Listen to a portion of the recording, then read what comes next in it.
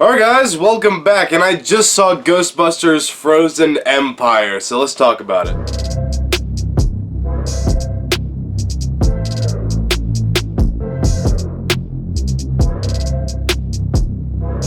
So, I was a huge fan of Ghostbusters Afterlife. I thought that movie was great. It was a great tribute to the original and Harold Ramis. I thought it was great. And this was definitely not as good as Afterlife. This movie is, like, there's a lot going on. Like, some of it I did like, especially, like, the new main ghost, Garaka.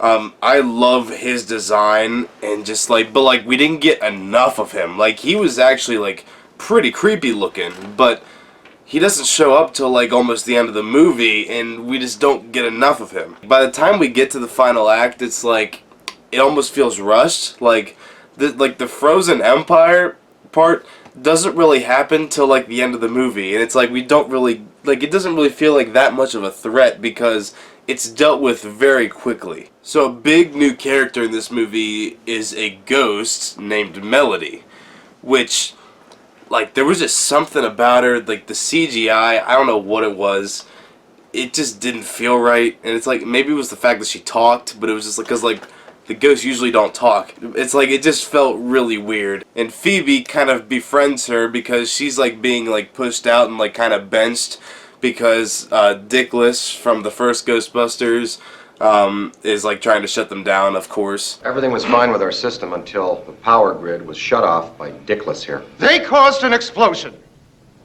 Is this true? Yes, it's true.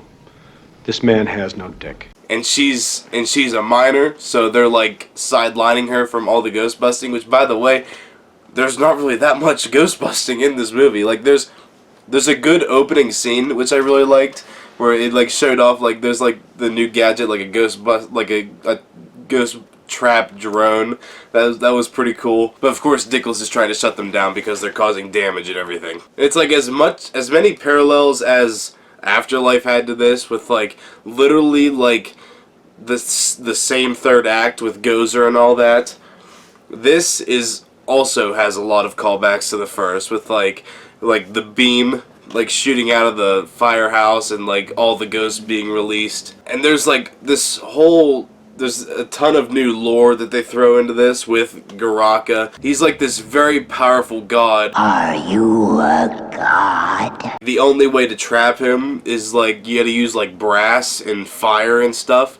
So they introduced these fire masters that trapped him in this like brass sphere. And Camille Nanjiani's character is revealed to be a fire master, so he's kind of the key to trapping Garaka. But like Phoebe is like befriends Melody, and like Melody kind of like manipulates her into where there's this whole new thing where it's like there's like the original containment unit in the firehouse is getting overloaded, and so like Ray and Winston and all of them, they like there's like this abandoned like aquarium or something, I don't really remember what it was, but like they converted that into like a bigger containment unit, and like there's all this new technology where they can actually, like, if there's possessed objects, they can separate the ghost from the object. So Phoebe, being the genius that she is,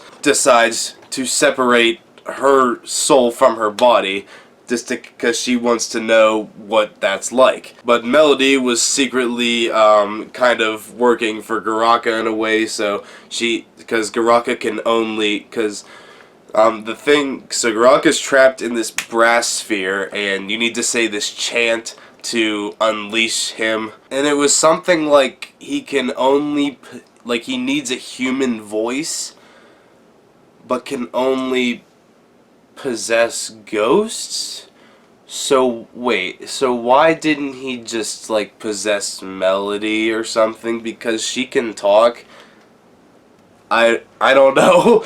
I just kind of realized that now. It's like, wait a minute, why did he need Phoebe for that? There's a lot thrown at you in this movie, and it's kind of hard to keep up with at times. All the stuff with, like, the actual, with Garaka, like, once he's freed, and, like, New York freezing over and all that is really cool. But it's just, we didn't get a whole lot of that.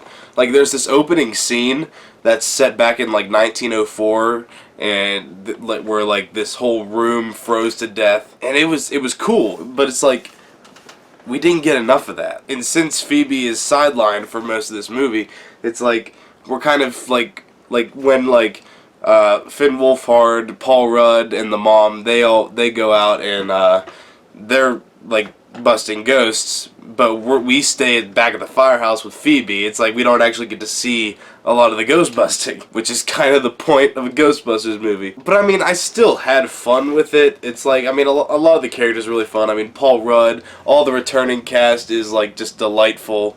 Bill Murray, Dan Aykroyd, Annie Potts, Ernie Hudson, they're all just delightful. It's like you can't replace that original team. I mean, it has a lot of that Ghostbusters charm and all that. The legacy character that by far has the most to do is Ray.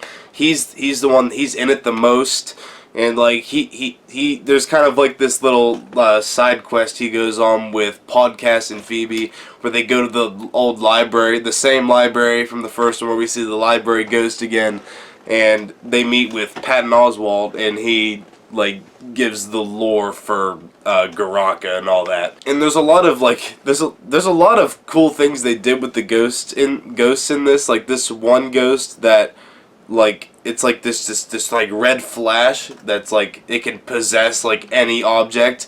That was pretty cool. The legacy character that definitely has the least to do is Peter Venkman. Like he's basically a cameo. Obviously Slimer's back because of course he is, even though it's like Slimer's like, he's like always there. Like, didn't we already trap him? Like, shouldn't he be in the like, this is before the containment thing exploded, so like, how is he just there? I mean, I thought the cast overall, I mean, everyone was good in the movie, and there's a lot of good humor, and even like some good creepy elements, like I said with Garaka, but it's like, it's just, there's so much going on, and so many characters that it's like, it's kind of hard to balance all that, and it gets kind of messy. I think this movie had a lot of potential. Like, there is a great Ghostbusters movie in here, but the one they made just, it was not executed very great at all. But it was still fun, and I had a good time watching it. It's just, it could have been a lot better. So that's going to do it for my review of Ghostbusters Frozen Empire. Hope you guys enjoyed, and I'll see you guys next time. Bye.